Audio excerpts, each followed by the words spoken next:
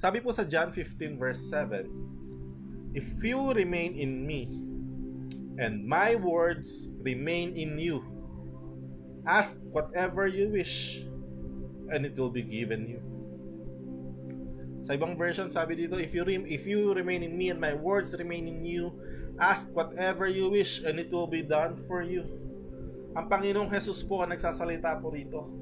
Ang sinasabi niya, kapag mananatili daw po tayo sa Panginoong Jesus at ang kanyang mga salita ay mananatili sa atin, hilingin daw po natin ang ibig natin at ito'y pagkakaloob sa atin.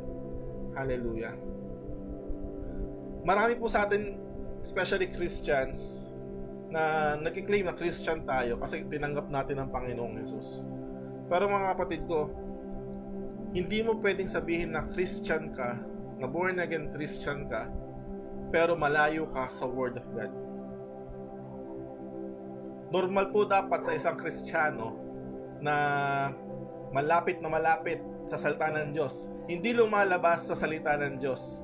Normal sa kanya na lagi siyang nagbabasa ng Biblia. Normal sa kanya na siya'y nagde-devotion. Normal sa kanya lagi nakikinig ng mga preaching tungkol sa salita ng Diyos. At dapat, hindi lang basta dapat nakikinig ng salita ng Diyos, dapat tumitimo po sa puso ang salita ng Diyos. Dahil walang kwenta ang salita na pinakinggan lamang pero hindi bumaba sa puso. Baliwala ang salita na pumasok sa kabilang tenga at lumabas sa kabilang tenga. Kailangan po ang bawat salita ng Panginoong Diyos na ating naririnig at natatanggap, dapat po ito'y dumediretso sa ating puso, nanunuot, nag-uugat, at hanggang dumaloy sa buong sistema po natin. Ilang taon na po tayong Kristiyano, napakarami ng Word of God ang narinig natin. Nabasa na rin natin ang Biblia ng buong buo, ilang beses natin nabasa yung mga salita ng Diyos. Pero hanggang ngayon, aminin po natin sa hindi, marami pa rin salita ng Diyos ang hindi natin naiintindihan. Marami pa rin salita ng Diyos ang hindi pa tumitimo sa puso natin. Napakarami pa rin salita ng Diyos ang hindi natin naiisa pamuhay. Dapat automatic po sa isang Kristiyano na talagang ang pundasyon niya ay ang salita ng Diyos. Lagi po natin naririnig, lagi pong sinasabi ng mga kapastoran natin, lagi sinasabi na ang Biblia daw po ay ang what? Ay ang manual ng ating buhay. Lagi natin naririnig yun. Ngayon, ang Panginoong Jesus mismo ang kumakausap sa atin, pinapaalala sa atin na kung tayo raw po ay mananatili sa Panginoong Jesus at ang kanyang salita ay mananatili sa atin. Grabe, ask whatever you wish and it will be done for you. So, hindi pwedeng Christian ka lang pero malayo ang salita ng Diyos sa iyo. In the Bible, there are more than 8,000 promises of God for us to avail in this world, in this earth, in this lifetime. Kaya nga po, totoo po yun. Your will be done here on earth as it is in heaven. Sa bawat area po ng buhay natin, may kaakibat na salita ng Diyos. Bawat suliranin, bawat sirkumstansya, may kaakibat na pangako ng Diyos na pwede nating angkinin. Kaya nga po ngayong gabing ito, gusto ko po suriin natin talaga yung mga puso natin habang nakikinig tayo ng salita ng Diyos. Kailangan masuri po natin yung mga puso natin. Na meron po ba talaga tayong mga salita ng Diyos na pinangahawakan at sinasapamuhay? Ang salita po ng Diyos ay hindi po isa lang area ng pagiging Kristiyano. Ang salita ng Diyos ay hindi lamang isang parang kategory ng pagiging Christian. Hindi lamang to isang parang notebook, isang libro nung nag-aaral ka. Ang salita ng Diyos ay hindi lamang isang basta subject na kailangang maipasa. Ang salita ng Diyos, ito po ay Diyos mismo, dahil sabi sa John chapter 1 verse 1, in the beginning was the Word, and the Word was with God, and the Word was God. Sa panimula raw po ay ang salita, at ang salita ay nasa Diyos, at ang salita ay Diyos. Kaya nung sinasabi ng Panginoong Jesus na manatili ang aking salita sa inyo, hindi niya lang lamang sinasabing manatili ang librong ito sa inyo. Sinasabi niya na manatili tayo sa Kanya. Hallelujah. On John 1 verse 14, the Word became flesh and made His dwelling among us. Jesus Christ, umakyat po sa langit, umupo sa kanang trono ng Diyos. Pero sinabi niya, hindi ko kayo iiwan, hindi kayo papabayaan, and lo, I will be with you till the very end of the age. Sasamahan daw po tayo ng Panginoong Jesus hanggang sa katapusan ng panahon. So whenever we read the Bible, whenever we do the devotion, whenever we listen to the Word of God, ito po, tandaan niyo po ito mabuti. Kailangan nakikita natin ang Panginoong Jesus. Kailangan naririnig natin ang Panginoong Jesus. Kailangan nararamdaman natin ang Panginoong Jesus. Nakakalungkot lang po kasi talaga na maraming Kristiyano ginagamit ang salita ng Diyos para lang pasaktan yung ibang tao. Maraming Kristiyano ginagamit lamang ang salita ng Diyos para magmukha siyang banal at yung iba hindi.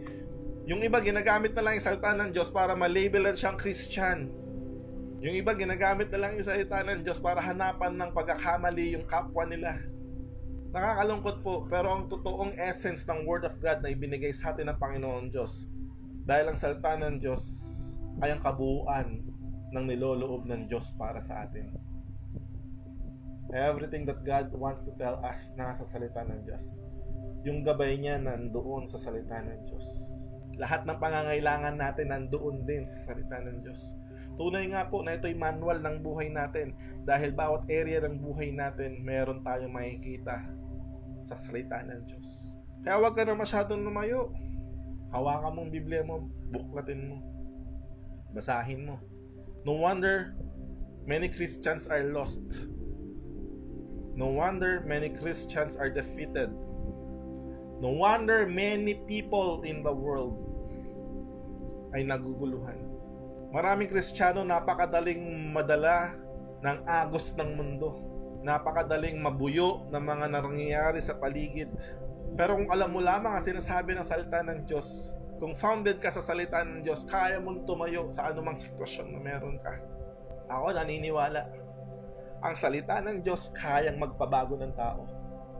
Pero hindi mo po magagawa yon sa paraan na gusto mong isampal yung salita sa tao. Hindi kayang baguhin nun ang tao. Pero ako naniniwala sa salita ng Diyos na nailabas mo ang Panginoong Jesus, ang kanyang kagandahang loob, ang gospel, that will change person. That will change somebody's life. Sabi ni Jesus, if you remain in me and my words remain in you, ask whatever you wish and it will be given to you. Jesus is the Word. Apart from Him, we can do nothing. Tandaan po natin yan. Be intentional in reading the Word of God. Be intentional in meditating the Word of God. Be intentional na makita ang Panginoong Jesus sa salita ng Diyos. Make it a habit. Araw-araw. Be intentional. Huwag mong hayaan tumapos ang isang buong araw na hindi ka nakapagbasa ng salita ng Diyos. Pero walang kwentang pagbabasa na hindi mo nailahad ang Panginoong Jesus. So siguraduhin mo na sa buong pagbabasa mo, araw-araw, siguraduhin mo, be intentional. Meron kang time na talagang pag may binasa kang salita, mailalabas yung kabutihang loob ng Diyos, malalabas yung grace ni Lord, malalabas yung gospel, which is the good news, which is Jesus Christ. Make it a habit. Hindi, pastor, paano yun? Nasa Old Testament pa lang po kami. O kasi Jesus Christ, nasa New Testament pa lang po yun. Hallelujah. Mga kapatid ko, sabi nga, Jesus Christ, in the Old Testament, nandun na rin po siya. In the Old Testament, He was concealed. Medyo nakatago lamang po. Hindi lang po masyadong halata. Pero kung pag-aaralan mo, babasahin mo, na talaga nag-pray ka, makikita mo si Jesus doon. Because Father God will reveal it to you. Ito po yung tinatawag nating rema or revelation. Kailangan sa bawat pagbabasa po natin ng salita ng Diyos, merong revelation ng Ama. May revelation ng Diyos. May kapahayagan po siya. Kaya napaka-importante. Mahirap magbasa na hindi ka ginagabayan, na basahin mo lang. Kailangan pinag-pray po ng maigihan. Sabi sa Proverbs 29:18, where there is no revelation, the people cast off restraint. But blessed is the one who heeds wisdom instruction. Kaya maraming nagkakaloko-loko-loko na Kristiyano dahil ang daming Christian, sariling interpretasyon ang ginagawa sa Biblia. Sabi ko nga yung iba ginagamit yung salita ng Diyos para saktan yung ibang Kristiyano. Yung iba ginagamit yung salita ng Diyos para magmukha siyang banal sa iba. Ulitin ko lang mga kapatid ko, kahit anong gawin mong pagsampal ng salita ng Diyos sa isang tao, hindi magbabago yun. Pero kung maihahayag mo ang kabutgandahang loob, ang kabutihan ng Diyos sa pagmamahal niya sa pamamagitan ng salita, tiyak magbabago yun.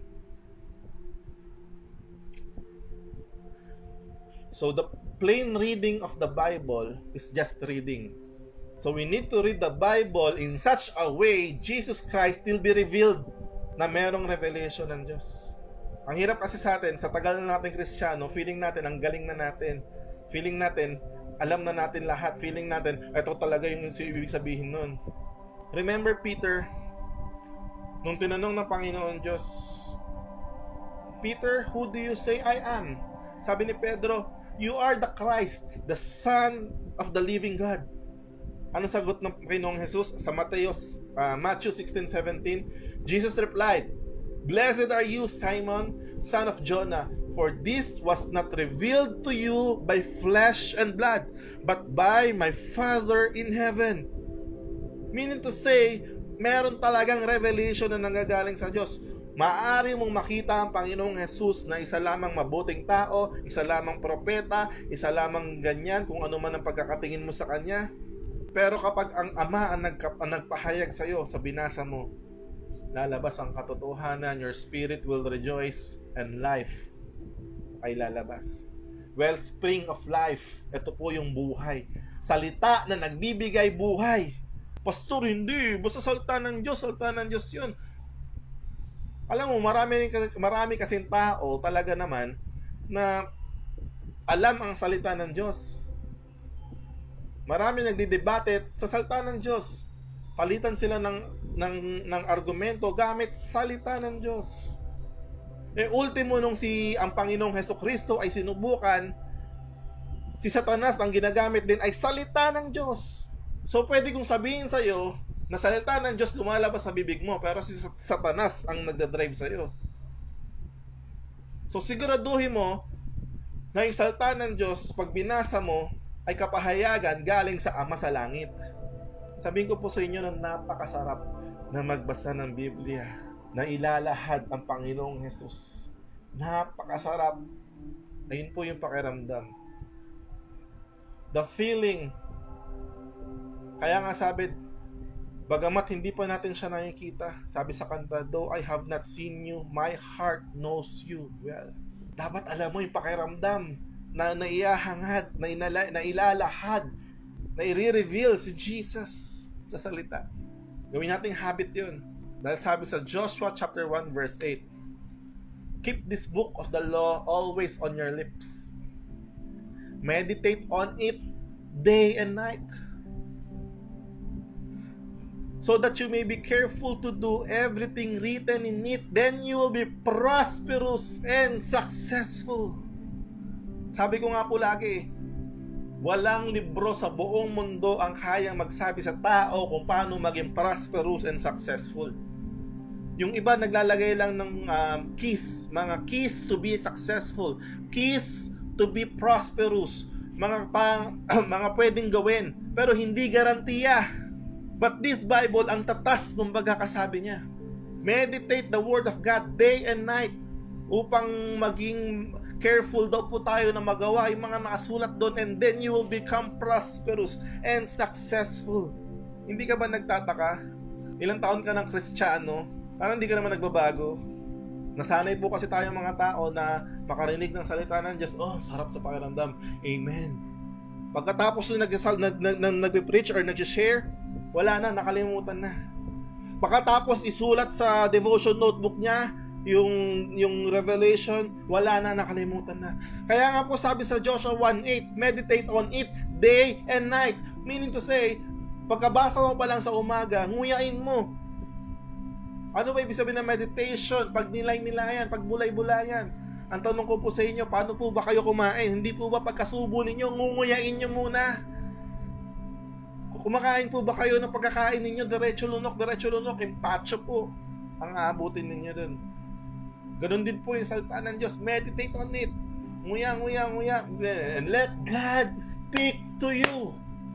Let God reveal His purpose on that word. Let God reveal. Umaga, then gawin mo na yung trabaho mo, gawin mo na yung pag-aaral mo, gawin mo na yung mga chores mo, gawin mo na kung anong gusto mong gawin sa buhay, sa buong araw na yon. At pagdating sa gabi, meditate on it again. Alalahanin mo yung salita ng Diyos na natanggap mo sa umagang ito, sa araw na ito. Ganun daw po. Hayaan natin na yung nagsalita ang magpaliwanag.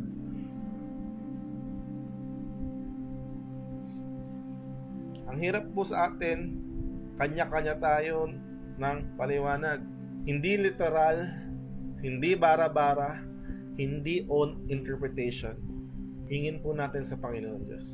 Kaya nga po, ang pagbabasa ng salita ng Diyos, kailangan may kasamang pagdarasal, may kasamang communion sa Kanya, may kasamang talagang dinidelight mo yung sarili mo sa Kanya, worship mo siya.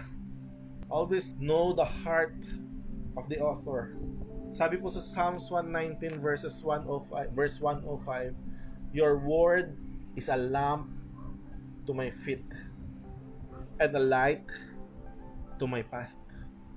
Ang salita daw po ng Diyos ang lampara sa ating liwanag, tanglaw sa ating daanan. Ano pong ibig sabihin yan? Sige, ungkatin po natin yung revelation yan. Ang gusto pong sabihin ng salita ng Diyos na yan, tayong mga tao na mabubuhay sa madilim na bundok.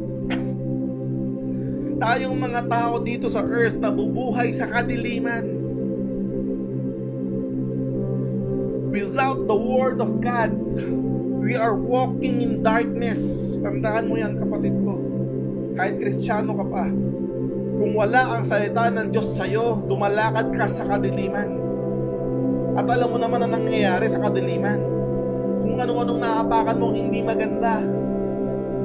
Kung saan ka napapunta, hindi mo pa alam. Akala mo okay ka pa, hindi mo alam, naliligaw ka na kasi nga madilim. Kaya nga man, binigay ang salita ng Diyos dahil ang salita ng Diyos daw ay ang lampara sa ating mga paa para hindi tayo nakakaapak ng kung ano-ano, hindi tayo napapahamak. At ang salita daw ng Diyos ang ilaw, ang tanglaw sa ating dadaanan para alam natin na tama ba ang nilalakaran natin. That's why many Christians are lost kasi hindi lumalakad sa salita ng Diyos. Umaasa na lang sa kung anong sinasabi ng mga tao sa paligid. Umaasa na lang sa church, sa services sa church. Hindi naman nagsisimba. Hindi naman nakikinig. Kaya naman nakasakadiliman ang lakad niya.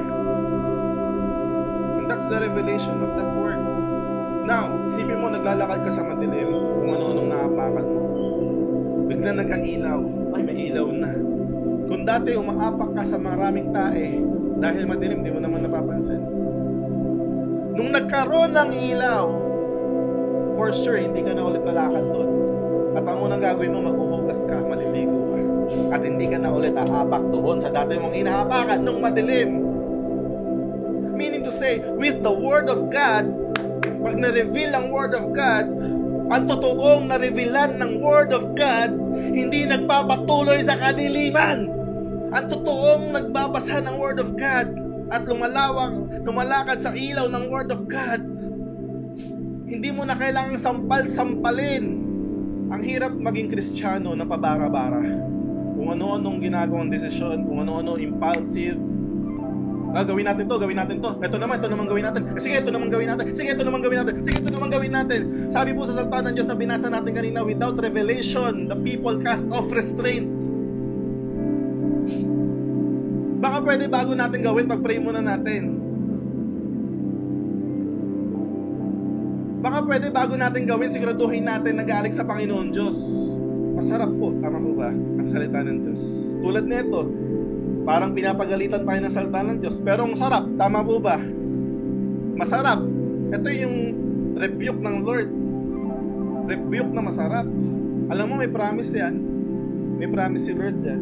Sabi sa Psalms chapter 119 verse 57, "You are my portion, O Lord.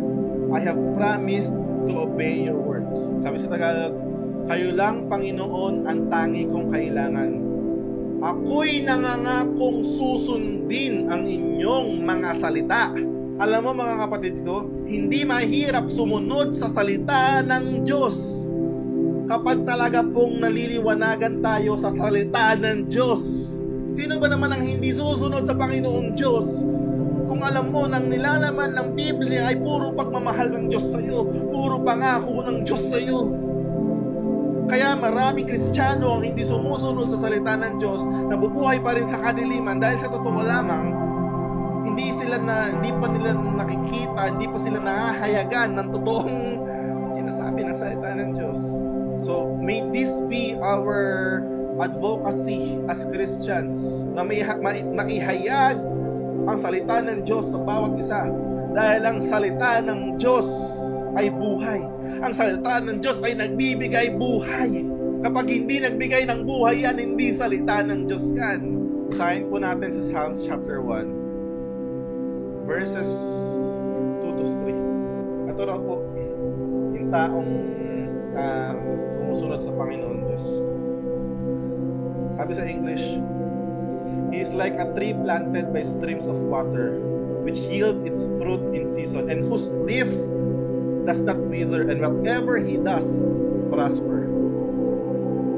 Sabi po niya, sa halip ay nagagalak siyang sumunod sa mga aral ng Panginoon. Ang totoong Kristiyano raw po, ulitin ko, Christians, sumusunod sa mga aral na mula sa Panginoon. At araw-gabi ito'y kanyang pinagbubulay-bulayan. Ang katulad niya ay punong kahoy na itinanim sa tabi ng sapa, na namumunga sa takdang panahon at hindi nalalanta ang dahon. Magtatagumpay siya sa anumang kanyang ginagawa. Hallelujah. May masama po bang sinasabi yung salita ng Diyos? May masama po ba akong sinabi sa inyo? Lahat nga po itong mga binabasa ko rito, ways para magtagumpay sa iyong buhay. Ways para maayos ang iyong buhay. Ano rin pong kailangan gawin? Araw at gabi, ito'y kanyang pinagbubulay-bulayan. Salita ng Diyos. Whatever religion you may have right now, I don't care. Magbasa ka ng salita ng Diyos. At hindi ako nandito para makapagdebate kahit kanino pa.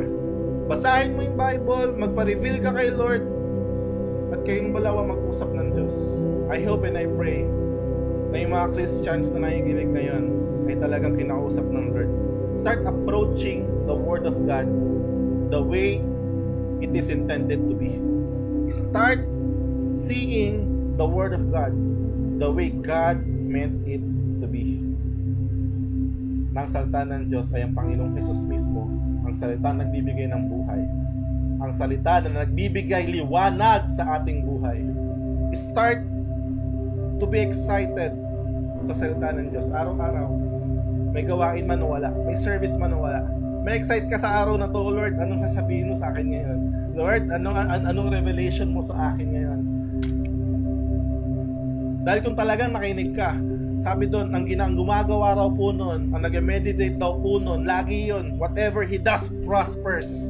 Bumalikan mo yung unang-unang word na binasa natin. Sabi ni Lord, if you remain in me and my word remain in you, ask whatever you wish, and it will be done for you.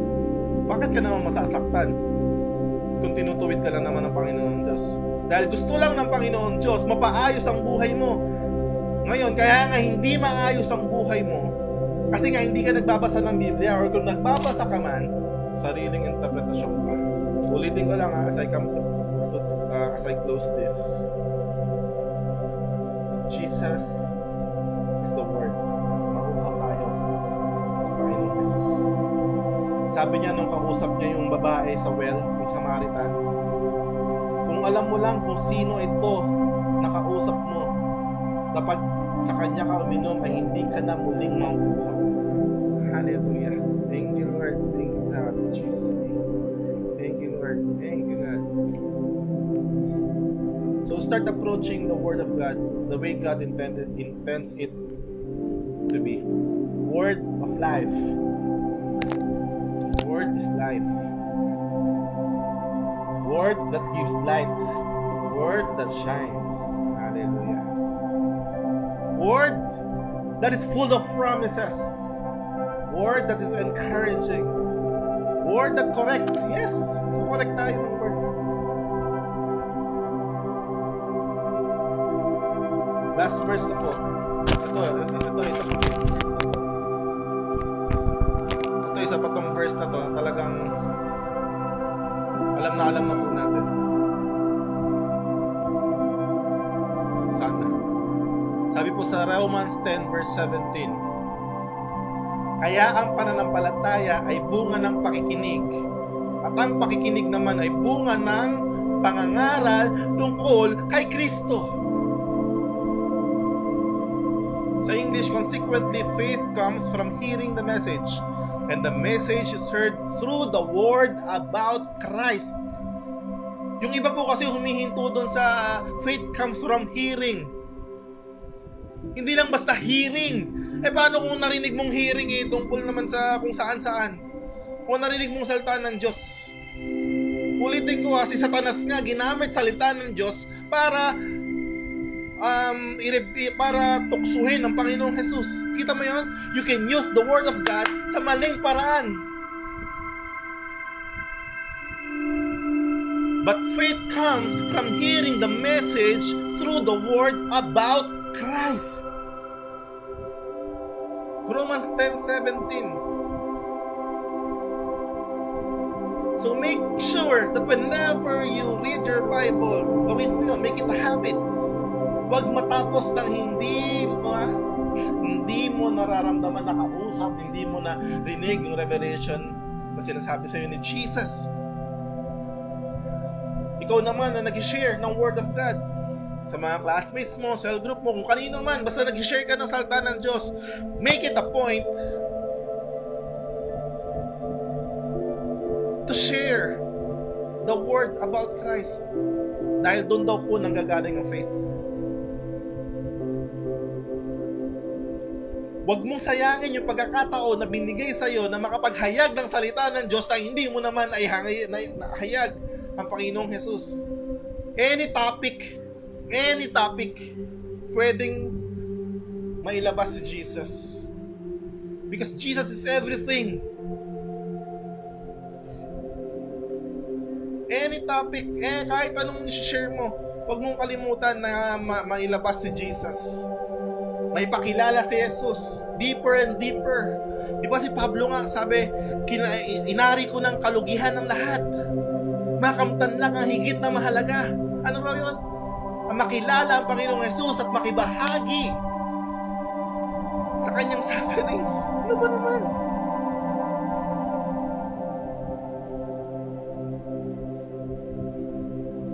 There's glory and blessing in knowing Christ deeper and deeper. Amen. Hallelujah. So yun lamang po mga kapatid ko. I hope and I pray na encourage tayo magbasa ng salita ng Diyos. Ma-encourage tayo na once again na talagang makilala ang Panginoong Jesus. Ma-encourage tayo na maging yung salita ng Diyos ay maging talagang ilaw, meaning to say gabay. Wala po sa atin dito ang lumalakad ng madilim. Lagi may flashlight. Wala po sa atin dito ang kayang lumakad ng madilim. But the reality is, maraming lumalakad sa kadiliman without them even knowing that they are walking in darkness. But right now, God opened our eyes, the revelation na binigay sa atin. Lumakad po tayo sa liwanag ng salita ng Diyos. Araw-araw po, araw-araw. Kahit ano pang ginagawa mo sa buhay, araw-araw, may salita ng Diyos para dyan. Kakakibat ka. Amen po ba? Yung karuktong po na itong preaching na to sa Sunday ko po i-share.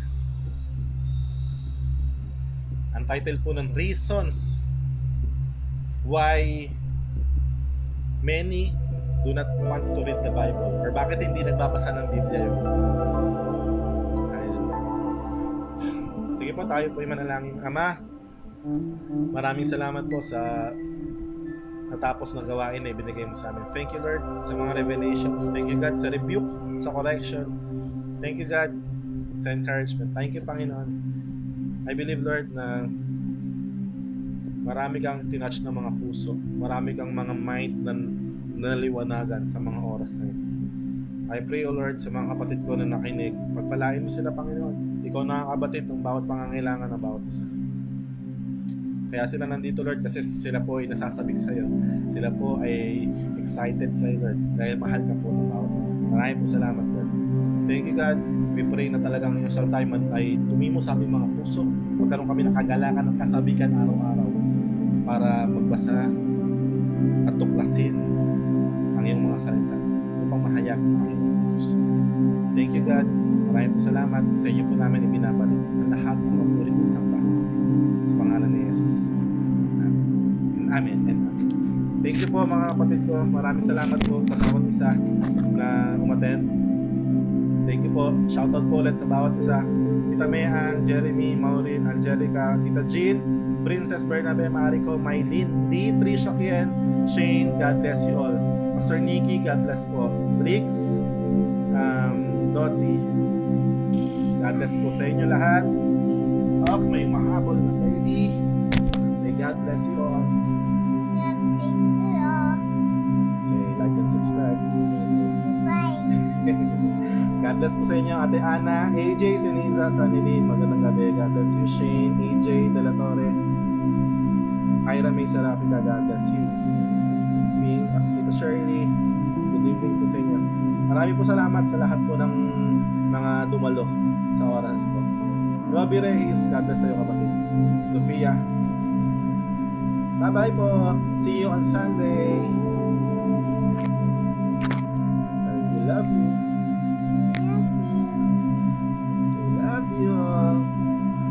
Shoutout po kay Pastor Nicky at sa buong sambayanan po nila dyan, na Tita Mayan. Brother Hans, hello, magandang gabi. Tita Lorena Dupitas, good evening po. God bless. Tita Mayan, Bye-bye. bye-bye. God love you. God love you. God loves you.